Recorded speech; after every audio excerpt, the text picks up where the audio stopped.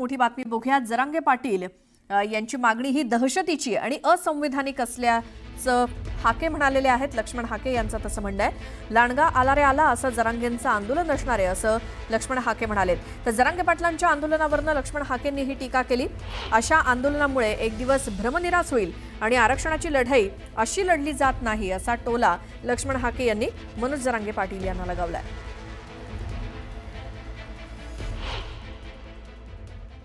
जरांगेंनी पुन्हा एकदा आंदोलनाची हाक दिलेली आहे। ते 29 तारखेला मुंबईला जात आहेत आणि त्यांचं स्पष्ट म्हणणं आहे की आता जोपर्यंत आरक्षण मिळणार नाही तोपर्यंत परत येणार नाही। याकडे तुम्ही कशा अर्थानं बघता? एक आपल्या लोककथामध्ये एक कथा आहे, लांडगा आला रे आला, अशा पद्धतीनं जरांगेचं होईल। लांडगा आला रे आला हा अवयव उठवणार आणि ब्रह्मनिरास होणार आणि एक दिवस खरंच लांडगा येणार। जरांगेचं जे काय आहे ना ते आता महाराष्ट्राला माहिती आहे। त्यामुळं ही बेकायदा मागणी आहे, बेजबाबदारीची मागणी आहे, दहशतीची मागणी आहे, मुख्यमंत्र्याची आयमाय काढून मुंबई वेठीस धरण्याची मागणी आहे, महाराष्ट्रामध्ये अराजक निर्माण करण्याची मागणी आहे, दंगल भडकवण्याची मागणी आहे। मला वाटत नाही आरक्षणाची लढाई अशी लढली जाते। पण तुम्ही थेट आता लांडगा आला रे आला असं म्हणता, कारण या आधीचे जे काही आंदोलन झालंय ते शेवटचं आंदोलन असंच सांगतात आणि नंतर परत फिरतात। त्यावरून तुमचा अनुभव आहे? इतिहास बघा ना त्यांना मुळात आरक्षणातलं काय कळतं? जरांगेला GRचा लॉंग फॉर्म सांगता येईल का?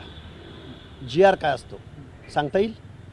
त्यामुळे अशा माणसाच्या नादाला लागून महाराष्ट्रातले आमदार, मंत्री, पक्षप्रमुख जर काम करत असतील आणि सत्तेतले, विशेष करून सत्तेतले राष्ट्रवादी काँग्रेस पक्ष, अजितदादा पवार गटाचे आमदार, शरदचंद्रजी पवारांच्या पक्षाचे खासदार सोळंके असतील, ते विजय पंडित असतील, 100x50चे बॅनर रस्त्यावर गावागावात लावलेले हे आमदार आहेत। एका बाजूला मुख्यमंत्री देवेंद्र फडणवीसांच्या मांडीला मांडी लावून सत्तेमध्ये मलिदा वरपण्याचं, केर वरपण्याचं काम अजितदादा पवार करतायत आणि त्यांचेच आमदार इकडं मनोज जरांगेला रसद पुरवतायत, पाठिंबा देत आहेत, बॅनर लावून पाठिंबा देत आहेत, जाहीर पाठिंबा देत आहेत। मग हे आंदोलन सुरू झालं, याला जर मोठं स्वरूप आलं तर कुठेतरी सरकारवर प्रेशर येईल। लोकांच्या मनात अस्वस्थता आहे, त्याला कसं वे आउट करायचं, चॅनलाइज करायचं। मी संविधान मानणारा, सुशिक्षित, वेल एज्युकेटेड माणूस आहे।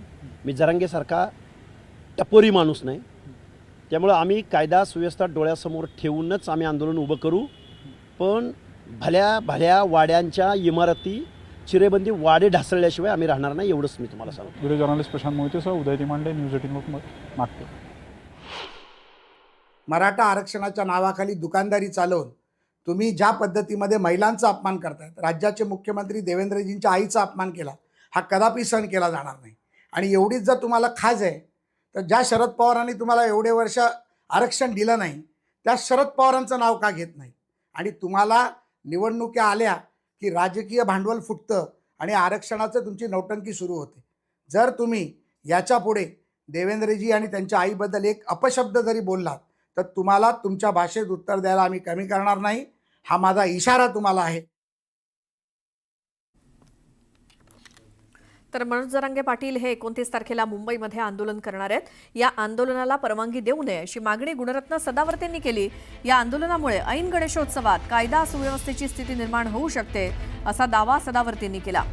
गणेशोत्सवात मुंबईत जास्त लोक जमा करून जरांगे कायदा सुव्यवस्थेचा प्रश्न निर्माण करत असल्याचा आरोप सदावर्तेंचा आहे। सदावर्ते आझाद मैदान पोलीस स्थानकात याबाबत तक्रार देण्याकरता जाणार आहेत।